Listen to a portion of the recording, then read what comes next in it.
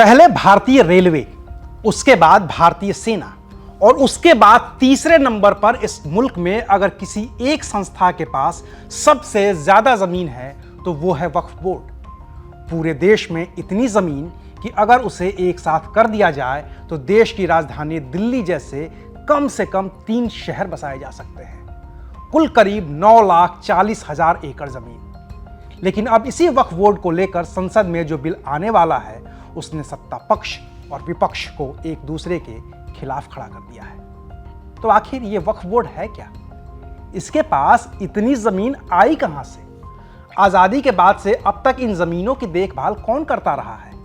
इन जमीनों से होने वाली आमदनी कहां खर्च होती है? और अब मोदी सरकार ऐसा क्या बदलाव करने जा रही है कि पूरे देश में हंगामा मच गया है? एक एक करके सभी सवालों का जवाब तलाशने की कोशिश करेंगे विस्तार से। नमस्कार, मैं हूं अविनाश और आप देख रहे हैं एबीपी लाइव। वक्फ का मतलब क्या है? भारत सरकार की वक्फ बोर्ड की वेबसाइट के मुताबिक वक्फ शब्द की उत्पत्ति अरब जगत के वकूफा शब्द से हुई है। इसका मतलब है पकड़ना, बांधना या हिरासत में लेना।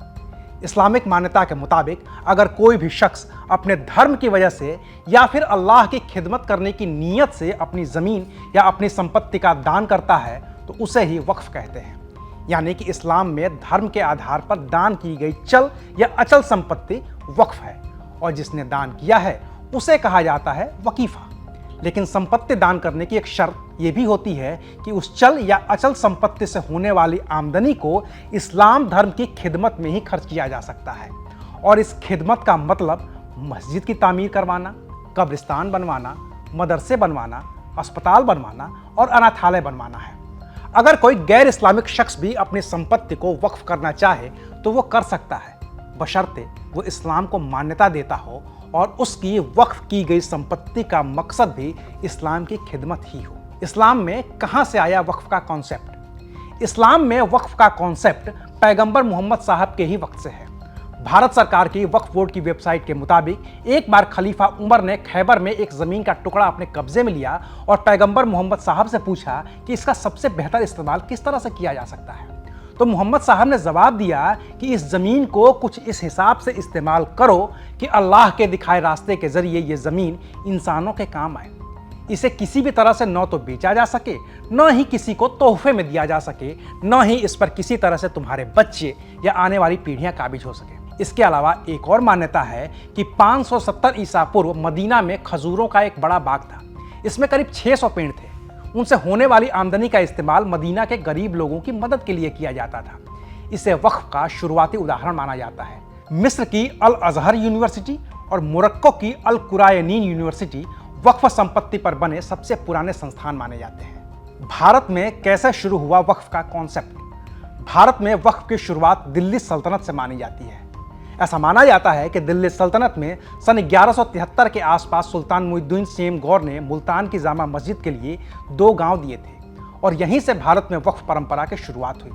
अंग्रेजी हुकूमत के दौरान वक्फ को खारिज कर दिया गया था, लेकिन आज़ादी के बाद भारत में बाकायदा कानून बनाकर वक्फ परंपरा को बरकरार रखा गया। सबसे पहले संसद ने 1954 में कानून बनाया, फिर उसमें संशोधन हुआ और 1995 में नरसिम्हा राव सरकार ने कानून में तब्दीली की और आखिरी बार साल 2013 में मनमोहन सिंह की सरकार में इतने बड़े बदलाव हुए कि वक्फ बोर्ड के पास अथाह ताकत आ गई और वहीं से परेशानी की शुरुआत हो गई। वक्फ संपत्ति की देखरेख कौन करता है?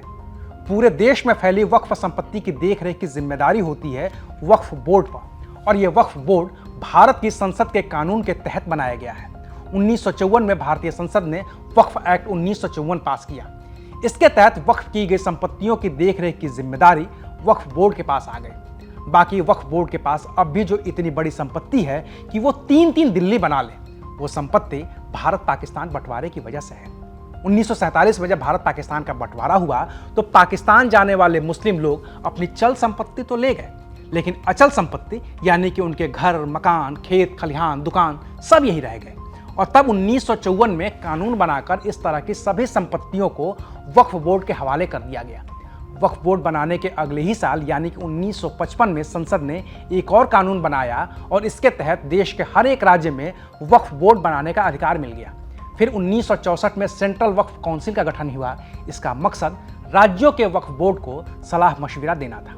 लेकिन भारत में भी इस्लाम को मानने वाले दो बड़े धड़े हैं, एक धड़ा शिया समुदाय का है और दूसरा धड़ा सुन्नी समुदाय का। तो वक्फ बोर्ड में शिया और सुन्नी के नाम पर भी बंटवारा हुआ और इस्लाम को मानने वाली इन दोनों ही धाराओं के लोगों ने अपना अपना वक्फ बोर्ड यानी कि शिया वक्फ बोर्ड और सुन्नी वक्फ बोर्ड बना लिया।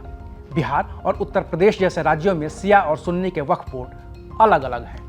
वक्फ बोर्ड में होता कौन कौन है? भारत की संसद के बनाए कानून के मुताबिक सेंट्रल वक्फ काउंसिल में सबसे ऊपर केंद्र सरकार के अल्पसंख्यक मामलों के मंत्री होते हैं और इस लिहाज से अभी देखें तो वक्फ बोर्ड में सबसे ऊपर हैं केंद्रीय मंत्री किरेन रिजिजू। दूसरे नंबर पर वक्फ के डायरेक्टर होते हैं, तो केंद्र सरकार के जॉइंट सेक्रेटरी लेवल के अधिकारी होते हैं। अभी एसपी सिंह तेवतिया वक्फ बोर्ड के डायरेक्टर हैं। इसके अलावा बोर्ड में 8 और सदस्य होते हैं, लेकिन अभी केंद्रीय वक्फ बोर्ड में इन सभी 8 लोगों की जगह खाली है। राज्यों के वक्फ बोर्ड में कौन कौन होता है? अलग अलग राज्यों के वक्फ बोर्ड में सबसे ऊपर चेयरमैन होता है। उसके अलावा सेक्रेटरी के स्तर का एक आईएएस अधिकारी होता है जो एक तरह से सीईओ होता है। बाकी संपत्तियों का लेखा जोखा रखने के लिए सर्वे कमिश्नर होता है। बाकी 2 सदस्यों को उस राज्य की सरकार मनोनीत करती है, जिसमें एक मुस्लिम सांसद और एक मुस्लिम विधायक होता है। बाकी उस बोर्ड का राज्य स्तर पर एक वकील होता है, एक टाउन प्लानर होता है और एक मुस्लिम बुद्धिजीवी होता है। वक्फ बोर्ड के पास कितनी ताकत है? वक्फ बोर्ड के पास अथाह ताकत होती है। वक्फ की सारी संपत्ति की देखरेख की जिम्मेदारी बोर्ड की होती है। कितनी आमदनी हुई, उसे कहां खर्च करना है, ये सब तय वक्फ बोर्ड ही करता है। किसकी संपत्ति वक्फ को लेनी है, संपत्ति किसको ट्रांसफर करनी है, संपत्ति का इस्तेमाल क्या करना है, ये सब वक्फ बोर्ड ही तय करता है। अगर एक बार संपत्ति वक्फ बोर्ड के पास आ गई तो उसे वापस नहीं किया जा सकता है। वो संपत्ति हमेशा हमेशा के लिए वक्फ की हो जाती है और इसको लेकर देश की किसी भी अदालत में कोई मुकदमा दायर नहीं हो सकता है। अगर वक्फ बोर्ड को यह लगता है कि कोई भी संपत्ति इस्लामिक कानूनों के मुताबिक वक्फ की है तो वो वक्फ की हो जाती है। अगर उस जमीन पर किसी का दावा है तो दावा किसी अदालत में नहीं बल्कि वक्फ बोर्ड के सामने ही कर सकता है और अंतिम फैसले का अधिकार भी वक्फ बोर्ड का ही होता है। अगर हिंदू या कहिए कि गैर इस्लामिक शख्स की ज़मीन पर भी अगर वक्फ अपना दावा करे तो उस शख्स को वक्फ के पास जाकर ही ये साबित करना होता है कि ज़मीन उसकी है, वक्फ की नहीं। हालांकि वक्फ बोर्ड खुद भी ऐसी ही ज़मीन पर दावा कर सकता है जो 1947 के भारत पाकिस्तान बंटवारे से पहले वक्फ के नाम पर दर्ज हो या फिर 1954 में भारत सरकार की ओर से वक्फ को दे दी गई हो। कुल मिलाकर एक लाइन में कहें तो वक्फ बोर्ड ऐसा बोर्ड है जिसमें उसके खिलाफ भी अगर कोई बात हो तो उस पर फैसला उसे ही करना होता है। देश की कोई दूसरी अदालत उस मसले पर फैसला नहीं कर सकती है। मोदी सरकार के नए कानून में क्या बदलाव प्रस्तावित है? मोदी सरकार में अल्पसंख्यक मामलों के मंत्री किरेन रिजिजू ने जो बिल संसद में पेश किया था उसमें वक्फ बोर्ड की असीमित ताकतों को सीमित करने का प्रावधान रखा गया था। उदाहरण के तौर पर अब वक्फ बोर्ड में सिर्फ मुस्लिम ही नहीं गैर मुस्लिम भी शामिल हो सकते हैं। वक्फ बोर्ड का सीईओ भी गैर मुस्लिम हो सकता है। अब वक्फ बोर्ड में 2 महिला सदस्यों को भी शामिल किया जा सकता है। वक्फ बोर्ड को किसी संपत्ति पर अपना दावा करने से पहले उस दावे का वेरिफिकेशन करना होगा। अभी तक मस्जिद या इस तरह की कोई धार्मिक इमारत बने होने पर वो ज़मीन वक्फ की हो जाती थी, लेकिन अब मस्जिद बने होने के बावजूद उस ज़मीन का वेरिफिकेशन करवाना ही होगा। भारत सरकार की सीएजी के पास अधिकार होगा कि वो वक्फ बोर्ड का ऑडिट कर सके। वक्फ बोर्ड को अपनी संपत्ति को उस जिले के जिला मजिस्ट्रेट के पास दर्ज करवाना होगा ताकि संपत्ति के मालिकाना हक की जांच की जा सके। वक्फ की संपत्तियों पर दावेदारी के मसले को भारत की अदालत में चुनौती दी जा सकेगी और अंतिम फैसला वक्फ बोर्ड का नहीं बल्कि अदालत का मान्य होगा। विपक्ष को सरकार के बिल पर ऐतराज क्यों है? इस बिल के विरोध में लगभग पूरा विपक्ष एक साथ है, चाहे वो कांग्रेस हो, सपा हो, शरद पवार की एनसीपी हो, ममता बनर्जी की टीएमसी हो या फिर असदुद्दीन ओवैसी की ऑल इंडिया मजलिस-ए-इत्तेहादुल मुसलमीन। सबने इस बिल का खुले तौर पर विरोध किया है और सभी विपक्षी दलों का मानना यही है कि बिल के जरिए सरकार वक्फ की संपत्ति पर अपना कब्जा चाहती है। ओवैसी ने इसे धर्म में हस्तक्षेप बताया है और कहा है कि सरकार मुस्लिमों के दुश्मन है। वहीं सपा मुखिया अखिलेश यादव ने वक्फ बोर्ड में गैर मुस्लिमों को शामिल करने पर ऐतराज जताया है। डीएमके का कहना है कि बिल एक मुस्लिमों को निशाना बनाने के लिए लाया गया है। विपक्ष के और भी तमाम दलों के तर्क कुछ ऐसे ही हैं और वो भी तब जब इस बिल को जॉइंट पार्लियामेंट्री कमेटी ने संशोधित करने के बाद नए सिरे से तैयार किया है और 2 अप्रैल को इस बिल को लोकसभा में पेश करने की तैयारी है। अब इस बिल का भविष्य क्या होगा? लोकसभा और राज्यसभा के नंबर देखते हुए लगभग तय है कि बिल लोकसभा और राज्यसभा दोनों ही जगहों से पास हो जाएगा। हाँ, एक पेच फंस सकता है और वो पेच नीतीश कुमार फंसा सकते हैं, क्योंकि एनडीए के सहयोगी दलों में जेडीयू ही ऐसी पार्टी है जिसने अपने पत्ते नहीं खोले हैं और उसका दावा है कि वो लोकसभा में ही अपने पत्ते खोलेगी। तो देखते हैं कि इस बिल का भविष्य क्या होने वाला है, लेकिन इतना तो तय है कि अगर ये बिल पास होता है तो इसका संदेश दूर तक जाएगा। शुक्रिया, आप देख रहे थे एबीपी लाइव।